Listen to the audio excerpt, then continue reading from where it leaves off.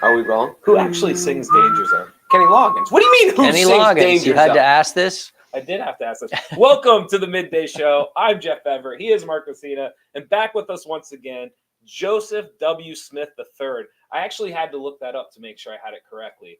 We just call him Joe Smith of North Central Cinema. He's here today to help us review the movie that is taking over the country, really the world at this point, Top Gun Maverick. We're going to dive into some other things about the 80s, what they got wrong. Mark's going to tell me to shut up and tell me what they got right, probably. And then hopefully Joe can tell us, you know, he can be the guy in the middle, kind of holding up one Voice hand of or the reason? other. Yes. Is that what you're Because saying? I was Voice of actually reason. there in the 80s, Jeffrey. I know you were, yes.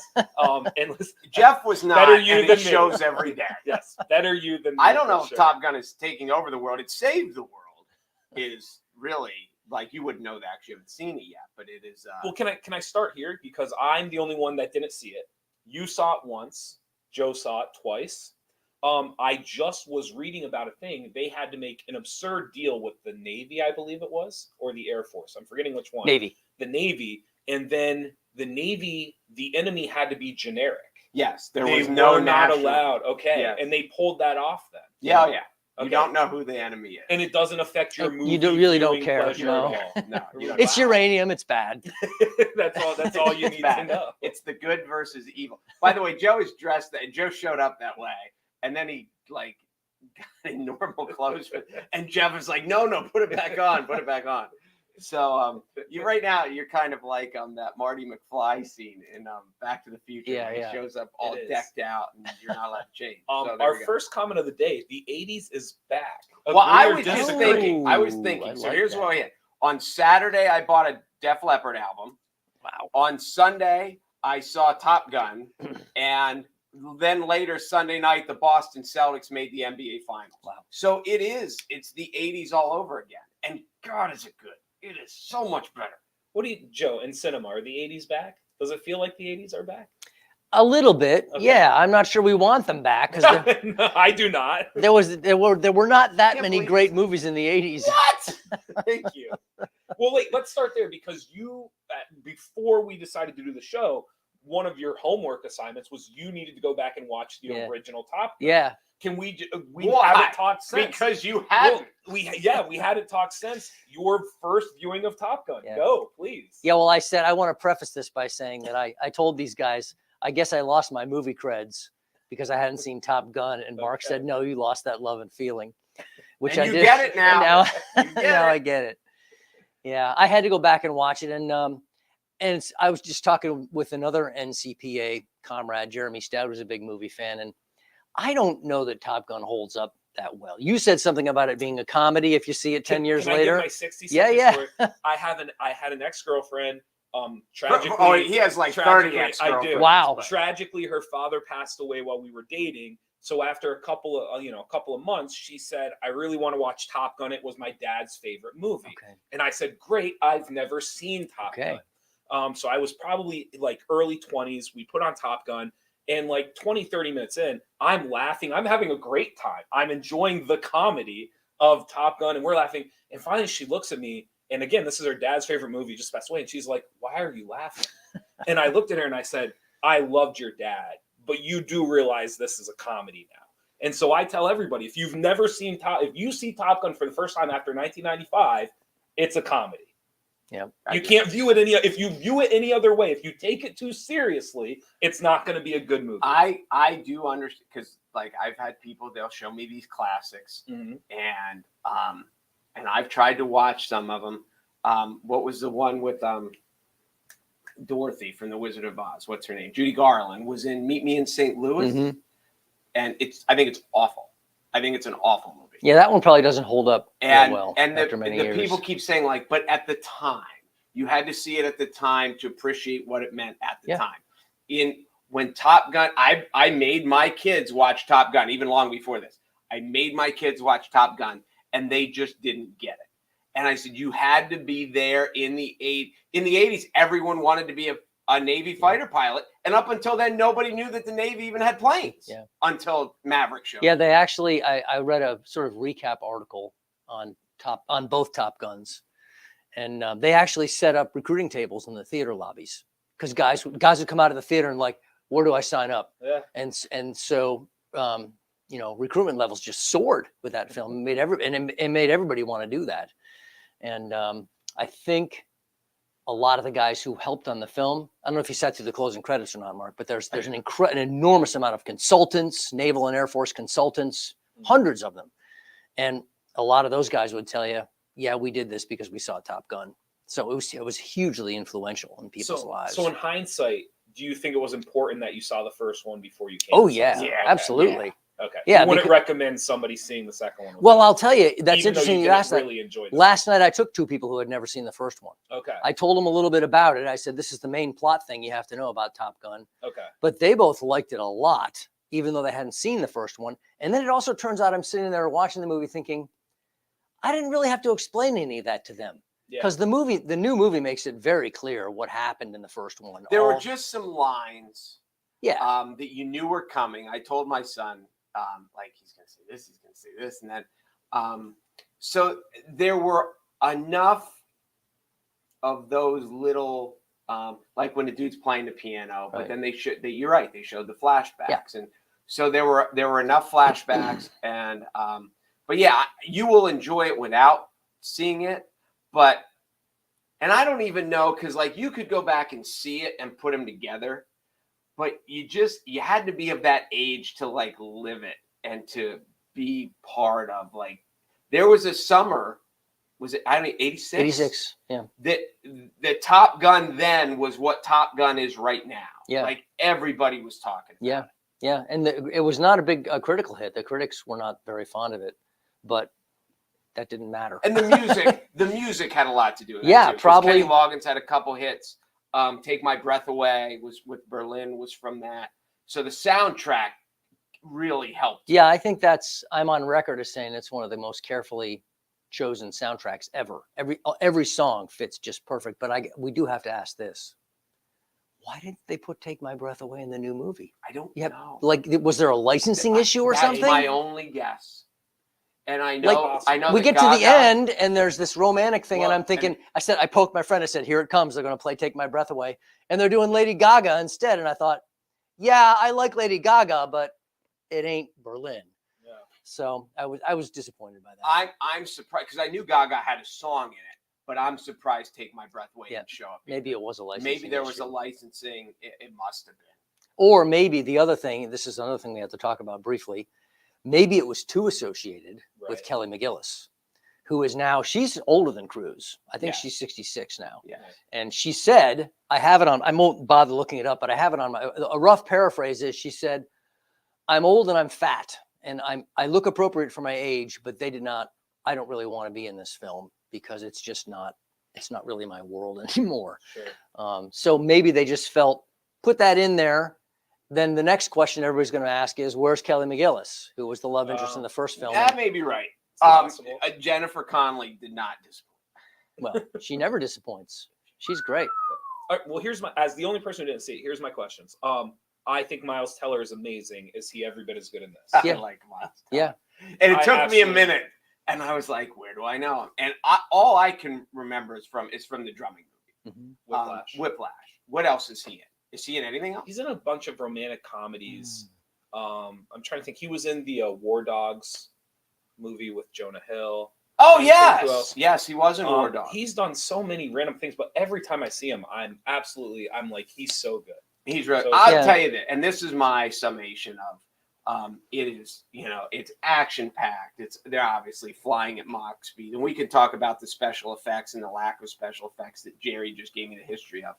But it's just about its intensity and these guys that their lives are on the line and blah, blah, blah, blah, blah, blah. And I'm just sitting there with a smile on my face the whole time. Yeah. Like I was having so much fun. Yeah, me too. And I said, I know like smiling is not the appropriate mood that they're going for right now, but I just loved it from beginning to end. Yeah. It was so much fun. Yep. But the other thing about it is, and I think this is really key to it, is it's super emotional. To me, it's a much more grown-up film than the first one, because there's long close-ups of Cruise, who's still processing his trauma from 36 years ago. I mean, the character is. Yeah. There's that wonderful scene with Val Kilmer We'll talk about that. I've got to cover that briefly. Yeah, Val we'll Kilmer, talk the about actor that. who played Iceman in the first one, has throat cancer, and he literally cannot talk. Right. But Cruise said, "I'm not doing this film unless you give him a role." So they had to do this AI thing with samples of Kilmer's voice so that he could speak briefly in the film. Most of the film he types, but he does have 4 or 5 lines, and that might be the best scene in the film. It's so well acted, and so much closure from the first film, and it's a very emotional film. Whereas the first film was kind of like Hot Dog. It was like a rodeo in the air, right? But this film is more reflective. It's, Cruise is almost 60 now, so he has a different persona. He's more reflective, and there's these long close-ups of him. He cries a few times. So I thought that was a nice thing to bring. And by the way, that's the way they sold it to Cruise. Bruckheimer and a couple of other guys met with Cruise in Cannes at the festival, and they had 20 minutes to sell the film to him. And they said, we got to tell him we're doing this one as an emotional thing. It's going to be character-based and character-driven, not just action. And when they got about 15 minutes out of the meeting, Cruise got up and crossed the room, picked up a phone and said, we're doing this movie. Like there's practically no one else in Hollywood who can single-handedly greenlight a movie, an actor. Yeah. There's almost no one else that can do that. Well, I brought up last week, and I'm curious of your opinion on this. I said to Mark, to me, he's the last real movie star. And what I mean by that is, like, I'm not saying Tom Hanks isn't a movie star. I'm not saying Denzel Washington is a movie star. But, like, when Tom Cruise makes a movie, you have to get up and leave the house, and you have to go to a theater, and you have to get popcorn, and you have to sit and watch this action blockbuster movie that you cannot get anywhere else when it comes out. And so I don't know. We went through the list and we were trying to think of people, and it's hard. Well, and you're talking about, Denzel does Broadway, and these guys that have Apple TV contracts, and they have all these other and Netflix. And you're right. I don't know if there's any. I don't know if there's anyone like Cruise. And this is Cruise kind of plays it well too, though, because he doesn't do anything that's not a leading blockbuster role. Like, he's not jumping on to be the third whatever in a Netflix original. Like, he's just not doing that. And so I could not think of somebody, even Brad Pitt just did like a cameo thing with The Lost City, I think it was. So, I mean, Brad Pitt's different. But I'm just saying, right. He's so much of the art. Yeah. But I don't know who else could have, like, to your point, I think he's the last one. Like, what you're describing of what he pulled off. There was one, but he ain't anymore. His last name is the same as mine. Will Smith. Oh. He was Mr. 4th of July for about 20 years because they would try to launch the next Will Smith film on the 4th of July weekend after Independence Day did so well. But his career is pretty much tanked right now. Yeah. I think The Rock, but The Rock he did Ballers. Yeah. The Rock will return to the WWE at some point just to be fun and make a cameo. Well, that brought up, just to tie it all together, we also brought up the point, Tom Cruise, big in Scientology, Will Smith is in Scientology, and we brought up, like, is Tom Cruise going to be somebody that in a year, 2, 3 years says, like, Will is in this movie?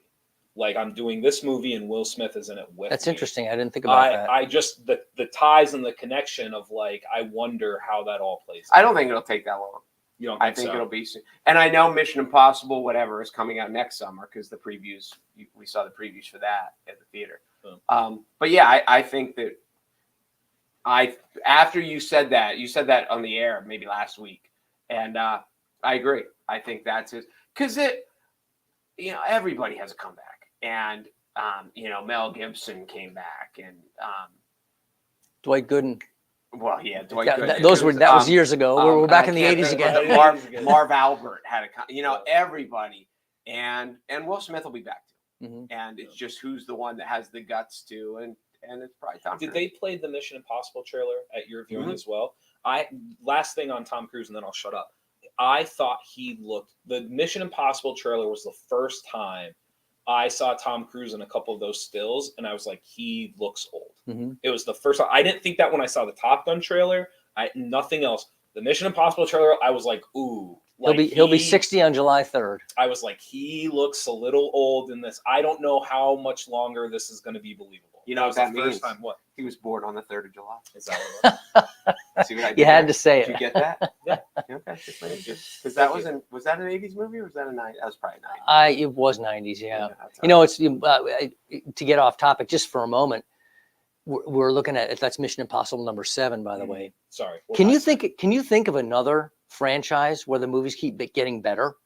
Like 4 was really good, 6 was the best, right? and 7 also looks really, really good. It's very unusual. Super unusual. My millennial answer to that would be the Fast and Furiouses did.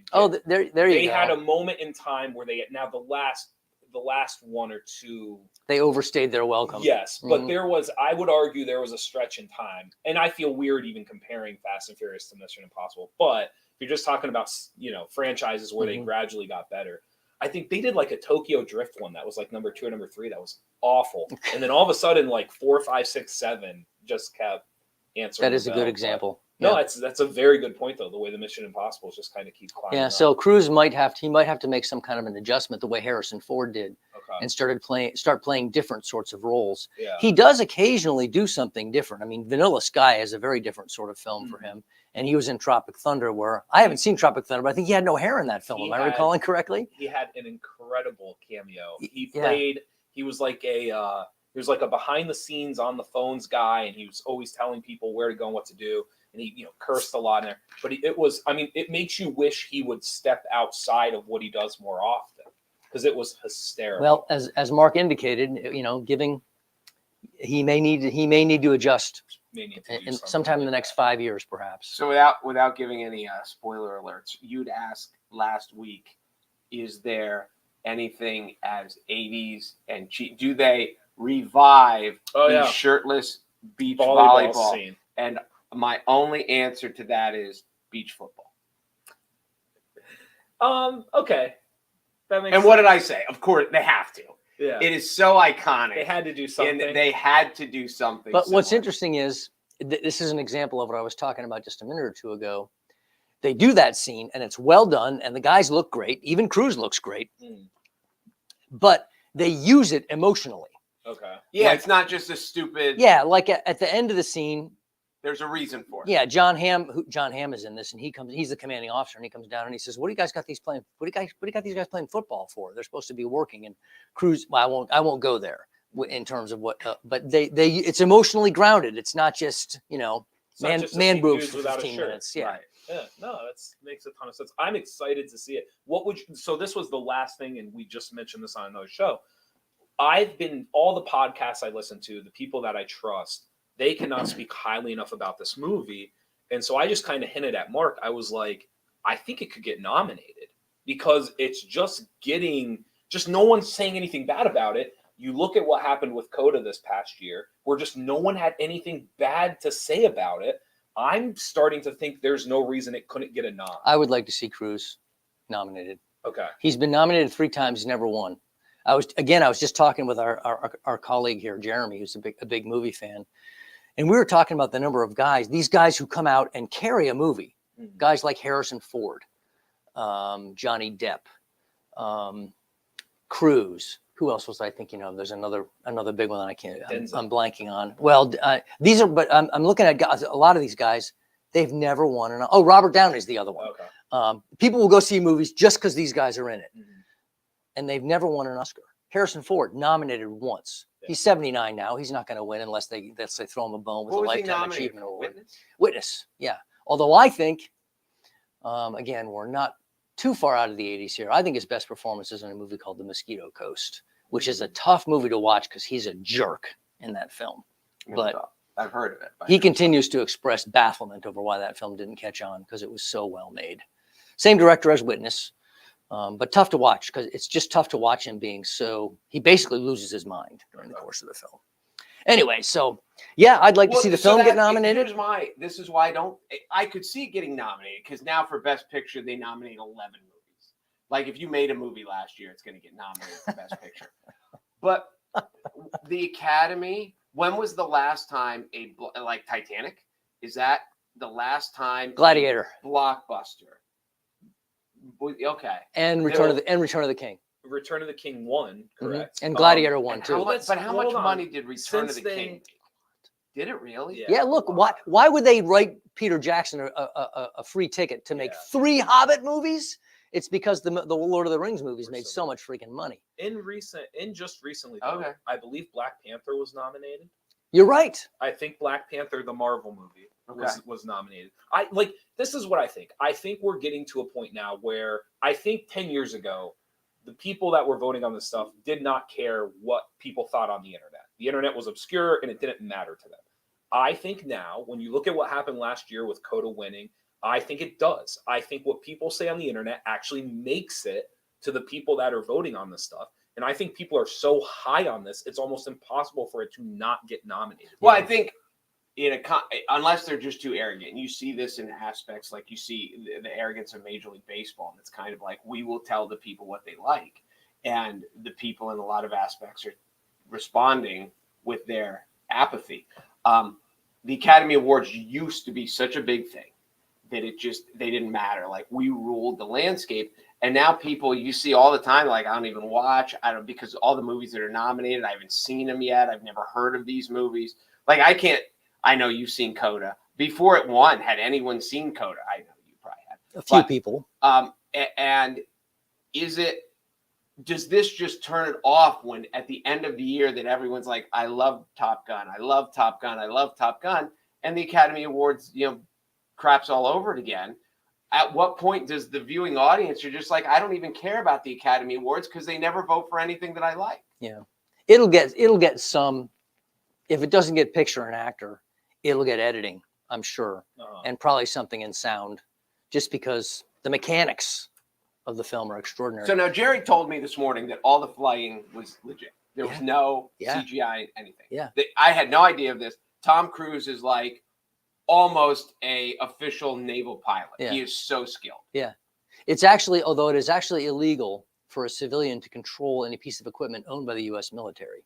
So none of these guys could actually fly the planes, but they were in them. And if I'm reading correctly, in the research that I did, first of all, they paid $11,000 an hour to rent these planes. Yeah. That's a little extra income for the Department of Defense. But also, Cruise said whoever's going to do this has to be able to handle the G's. And I think a G is normal gravitational force. And if it's 2 G's, you weigh twice as much as you normally do. And I think they had to be able to stand 2 G's. And I think that's why you got a lot of people in the cast that you've never heard of, because a lot of the actors washed out. Their eyes are rolling back in their heads. They were barfing. They couldn't handle it. So you got a couple guys who could handle it. And so everything was filmed legit. What I was getting lightheaded just thinking about it. I was trying to figure out last night, though, you've got shot after shot after shot where the actual actor you got the camera on the front of the airplane looking into the canopy.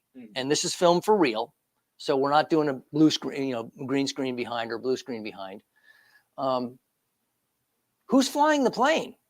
I'm wondering. I don't know how they did it. I don't know how they did it either. I think it's like drone style, or do you think it's too?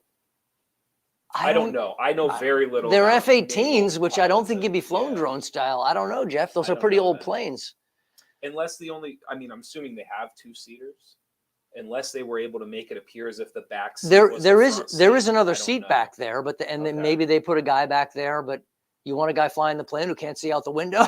So somebody somewhere is going to have to write an essay about how they did the mechanics of this film. Have you talked to anyone in the world of that you are in with all these movie people? Have you heard of anyone that didn't like it?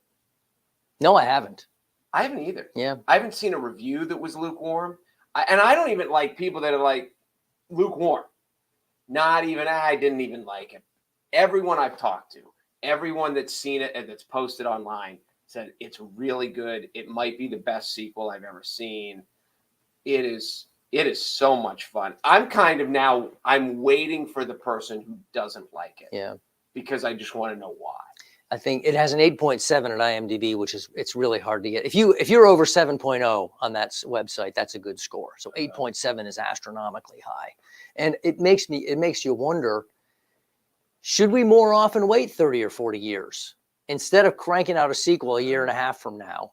you know, there's this huge But nostalgia the people factor. who have the money, who made the original, are going to be dead in 30 Yeah. years. So And they can't. There aren't that many actors who could star in a Who could sequel do it. 36 years later. That's very, very true. Tom Skerritt, who was in the first one, is still alive, but I think he's 89 or 90, and I don't think he's doing any acting anymore. He could have done. So now, I'm wondering, like, for the guys like Joe Hamm and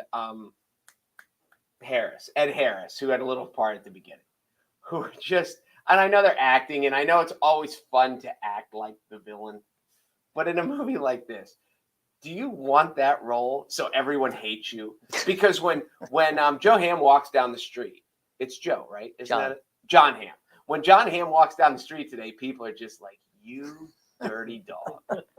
And I don't know if that's. I think it helps that it's John Hamm, though, because John Hamm is so like. He's already established. I think that's why he plays, because he plays recently. He usually plays like the buttoned up bad. He was in The Town. He plays the guy. Oh yeah, I the forgot IH, about and that. supposed to- He's so likable that I think it almost lends him to play some of these unlikable parts. He's in the Progressive commercial with Flo. I don't know if you've seen that. But he's like, don't you remember me? We went out on that blind date. And she's like, yes, you're the struggling actor, Joe Hamm, or what? She got his name wrong. And that's great. I haven't seen that. That's great. Yeah, he very much pokes. Well, he was in himself. $1 Million Arm too. Did you guys see that with the really good. recruiting cricket players? Sucked. Yeah.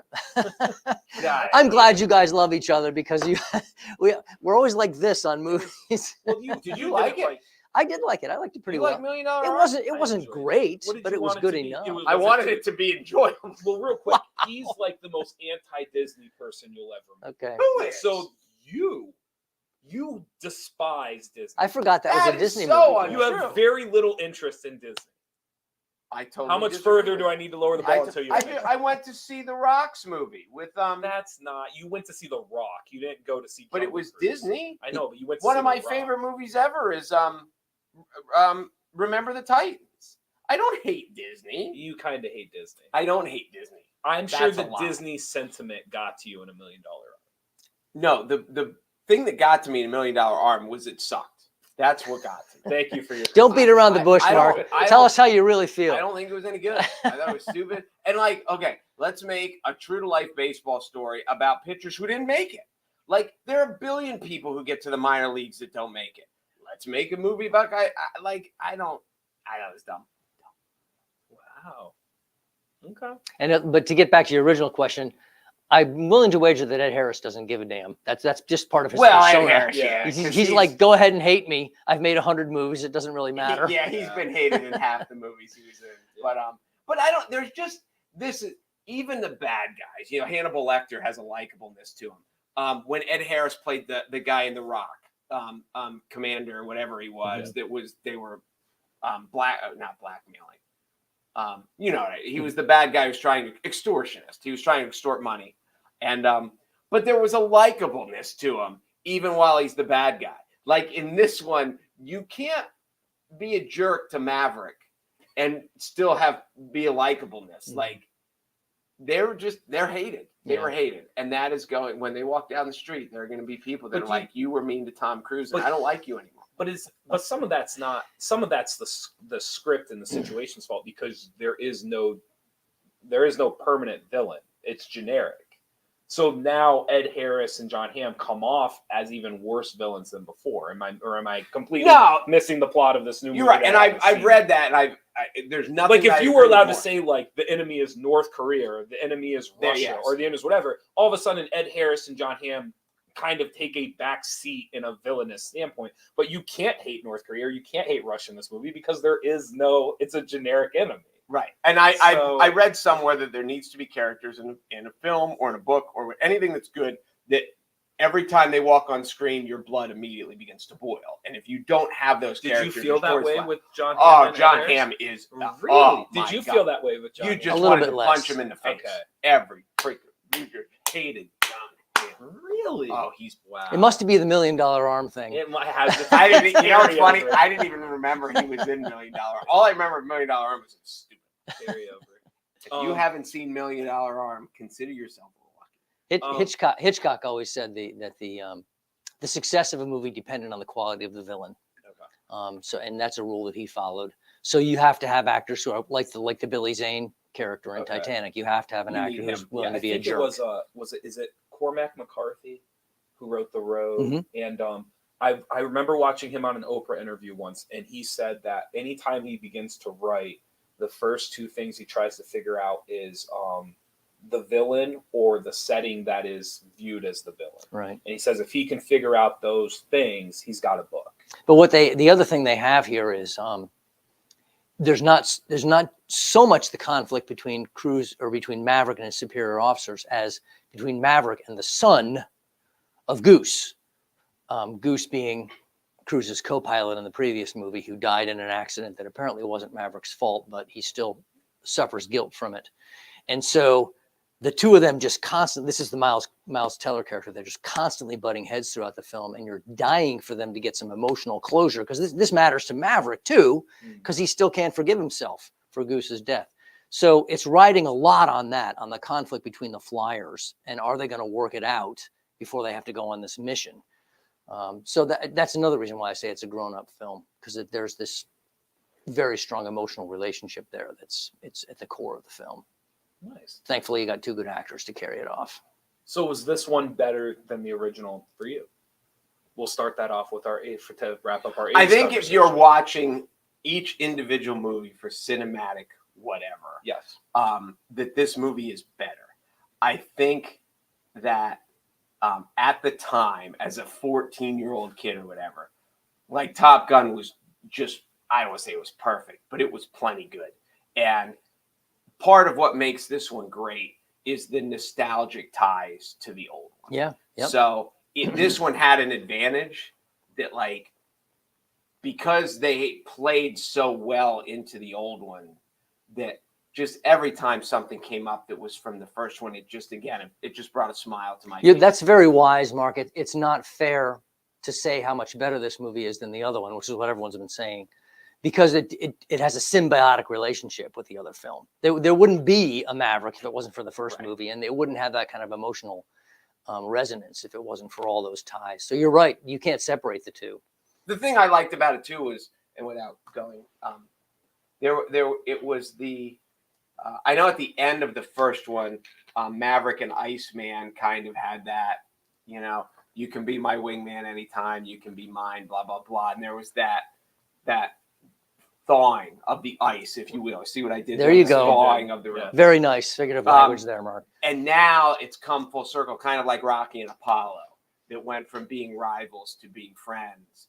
And that's part of what makes this one, that when the old, like, and Rocky and Apollo is the first one that comes out to me. But we've seen movies where guys were adversaries early, and then later they become friends, and it works, and we like it, and we're happy about that. Because even though we kind of hated Iceman in the first one, we love the character of Iceman, because there is no Top Gun without Iceman. Right. So, I think that kind of played into it too. And have I mentioned how good Jennifer Connelly was? Yeah, You did mention that. She's 51. She's 51, dude. When you watch it, see, you're young, so you don't appreciate this. But when you watch it, when she walks on the screen, just say to yourself, she is 51. I love that you think I have to be old to appreciate Jennifer Connelly. You do.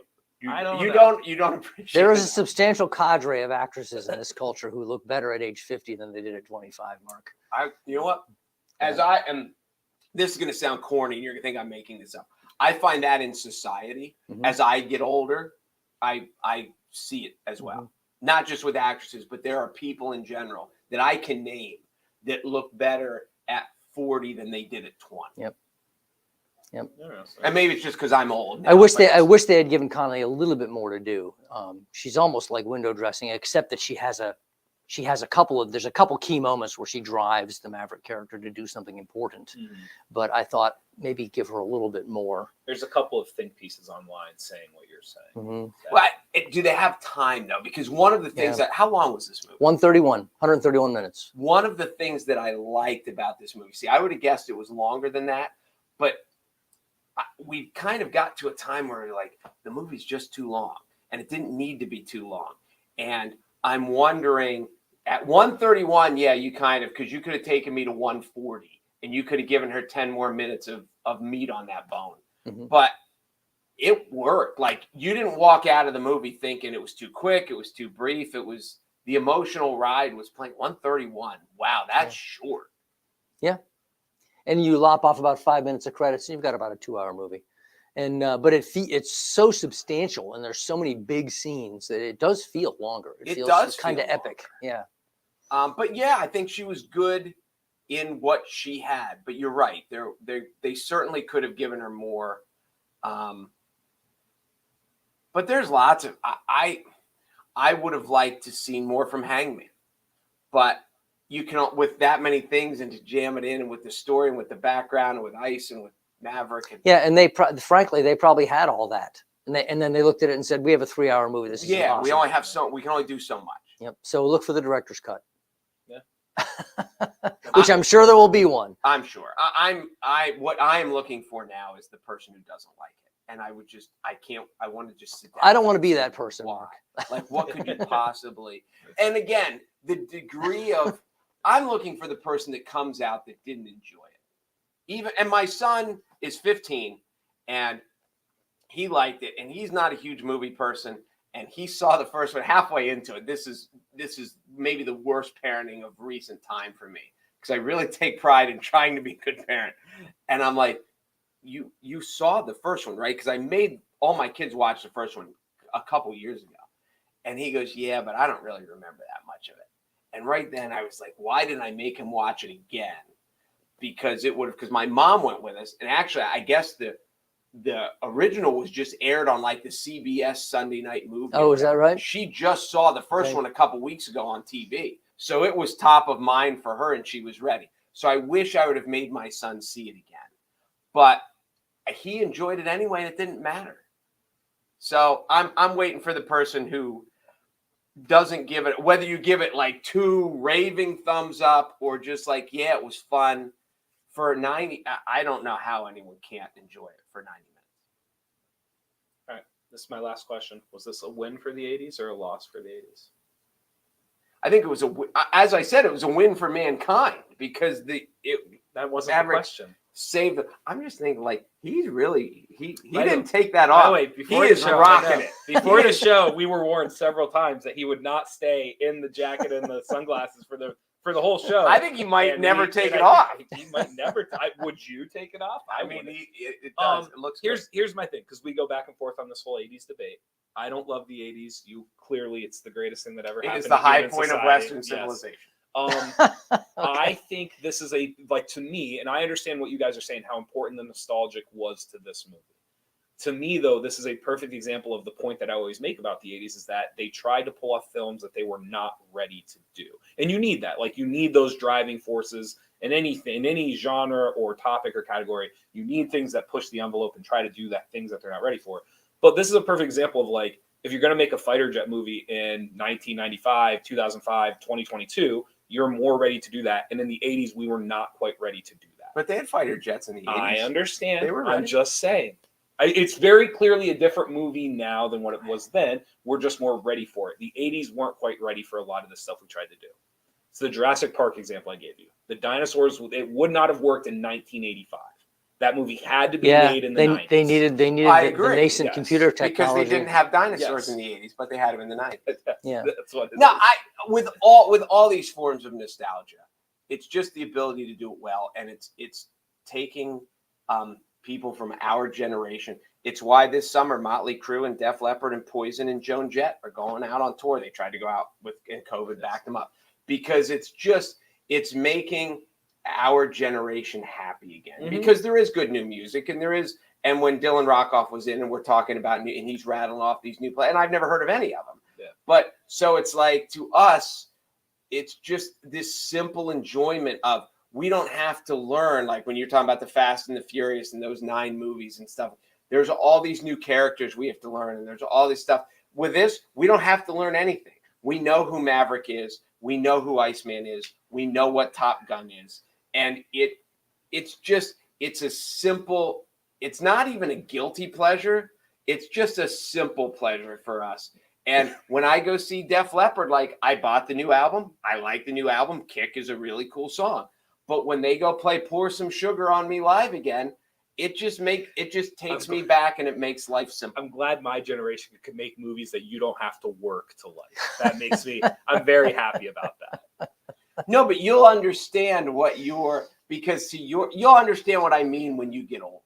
When your kids are into like, oh, with this, and it's like, well, I don't know anything about it. Because I don't think I'm going to struggle with that. I think you'll struggle. You really, after you've been around me now for this much time, you actually think I'm going to struggle with that? Yes. See, you give me no credit because the first thing I told him, no, because when I came in today, the first thing I said to you was, you're never going to guess what I listened to this weekend.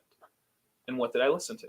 Def Leppard. I listened to the new Def Leppard album, which for me is a big deal. Like, I do not like, it's just not my genre, but I listen to it because I like to find and listen to new things. But here's what happens. As you get older. It was Def Leppard. No. But I'm saying as you get older, you just have less time.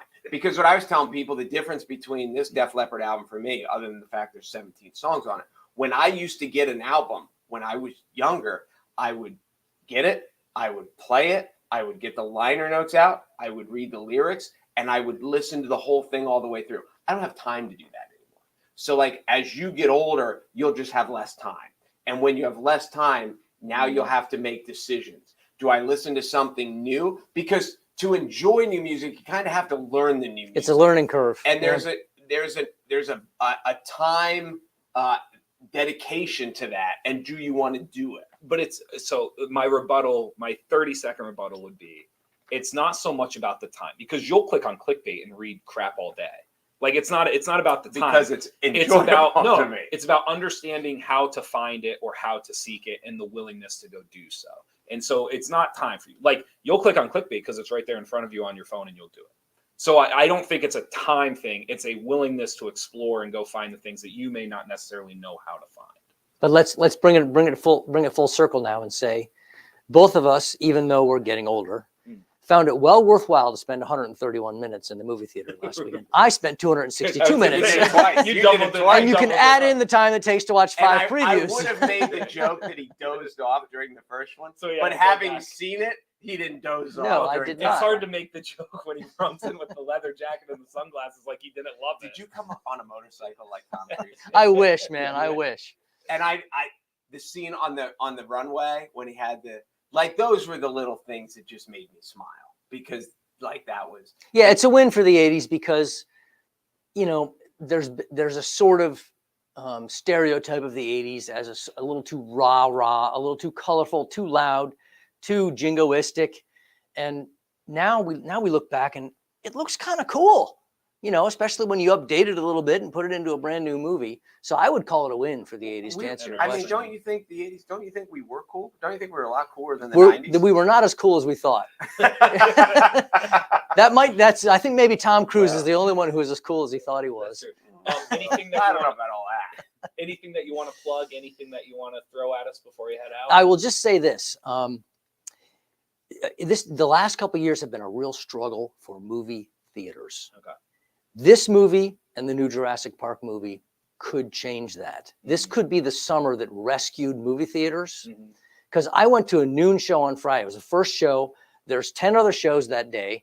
It's a Friday. It's a weekday, and the theater was packed. Yeah. I'm like, wow. I go to movies in the daytime all the time, and usually there's only about 5 people there. I went Sunday night. We went Sunday night at 8:00, and it wasn't packed. Like we. Well, keep in mind, there's a show every half an hour. Correct. But it was the busiest. Like there are lots of times that, and I haven't been to many movies lately. I saw the Rock's movie, but that I'll walk into the theater, and as I'm coming around the corner, I'm wondering if anyone's there. Yeah. And I turned, and there were people in every row. It wasn't just like popcorn all over the floor. Right. It was, and I was like, wow, it was the busiest theater I'd been in. And again, I didn't go till Sunday night at 8. So there had been, I almost felt like I was the last person to see it. And that's partly Cruise too, because Cruise said, we are not streaming this movie. We're not. Now they may do it eventually, but we're not doing this, twin release or wait 2 weeks and put it up on the internet. Yeah. He said, if you want to see it, you're going to have to come to the theater. And everybody knew this. Awesome. Well, and he gives a little like 40 second thing of him just talking at the beginning, which I'd never seen before.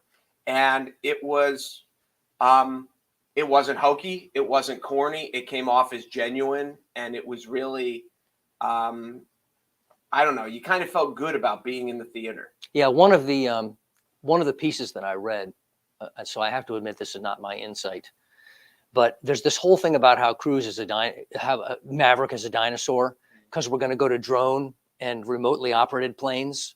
And that's the kind of thing that the Ed Harris character wants to put this forward and replace the Top Gun program with all automated flights, and says, your day is just about finished. This is at the beginning of the film. And Maverick turns to him and says, not today. And one critic said, that's his pronouncement on in cinema, in theater movies, and also on practical effects without the CGI, because there's almost no CGI in this film. Yeah, maybe it's coming, but Maverick and Tom Cruise are saying, not yet. Not today. Yeah. Interesting. We should do, because we always kind of spitball these ideas. I'd love to do, I'm a huge Jurassic Park fan. I would love to do a wrap up for June, because this is going to essentially end this round. I doubt Jurassic Park is gone. They say that it's done, but really, they're going to bring it. It'll come back in 5 years. Nothing that makes that much money is gonna be easily forgotten in But Hollywood. they are wrapping up the Chris Pratt level part of it. Okay. So I would love to do kind of a Jurassic Park wrap up if that's something Here's my thoughts on Jurassic Park, and I've told him I think the first one is one of the iconic movies of all time, and I think everyone after that, I'm not going to say they were awful. I think if I would have never seen another one again, I wouldn't have missed the thing. I think it's very Pirates of the Caribbean-ish. Well, let's see what happens with this new one. They did bring the whole cast back. Well, they did that like Spider-Man did. Yep. They brought everybody. Oh, that was one when you were naming them off, because I had to go to a theater to see Spider-Man because I was like, oh crap, like this is a moment, like I need to go. So I would lump that movie in with what you're describing. Yep. The phenomenon. And there have been 74 Spider-Man. That's not true. There have been a lot. I can't even keep up. Thank you guys. Did you know this, by the way? Before, are we done? Do you want to be done? Let's not wrap up with 74 Spider-Man movies. As we go to Spider-Man, I heard Tobey Maguire's not a nice guy. Have you heard that? I haven't. I heard Tobey Maguire. You never can tell. Some like, guys when who you say you heard, like who, like did someone whisper into your ear? Did you read something? I'm trying to think of what rumors I should. Let me do a little research before I out anything that's not. But yeah, because he's kind of disappeared. Yeah, he has. And Very much so. And there's always people you get that they're really hard to work with. But wasn't that some of it? Like Seabiscuit kind of failed. I think Seabiscuit's a great movie. Oh my god! And then I love Seabiscuit. And then Gatsby didn't do what they thought, and so I thought that was more industry. I thought that was more dollar signs than anything else. I mean, I guess. Like if you're Tobey Maguire and you're only willing to do a movie for X, and then you put out Gatsby and you put out, like, at some point people are just like, I'm not paying X. No, I get it, but when you're talented, like Ben Affleck has done some junk, and John Travolta fell off the face of the earth and then came back. So, like, he's a big enough name. But see, you, like, for example, did you see Brothers? No. Have you seen Brothers? That both of you have homework. It is a movie where Tobey Maguire is overseas fighting in the war. He has to do something awful, and then he has to come back home, and he has to live with what he's done. And he has a brother, and his brother lived in his house. So he's like, incredible. Jake Gyllenhaal's the brother. Really, really good. So that's an example of a movie where, like, Tobey Maguire was absolutely fantastic, but it wasn't a blockbuster. It wasn't but he, like, I thought it was fantastic.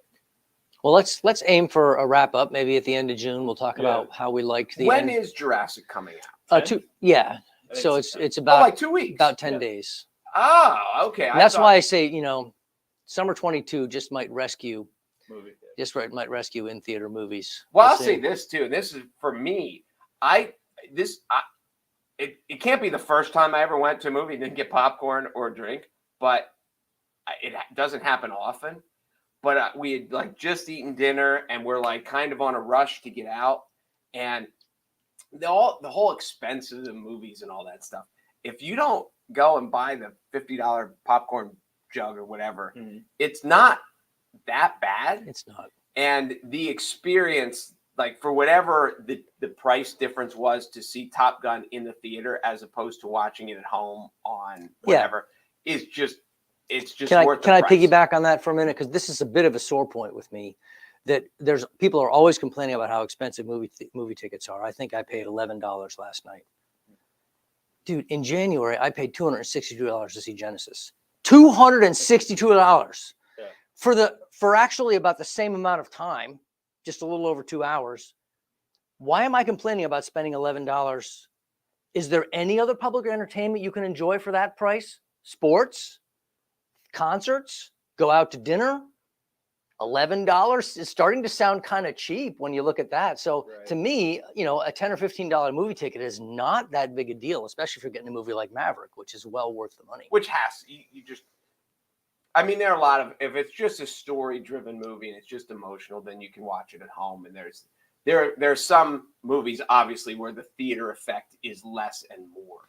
Maverick is just you just have to watch it in the theater. Yep, you just have to. Am I the only one? And don't red flag me. Am I the only one that's like putting food in my pockets? Like no one else? Nobody else?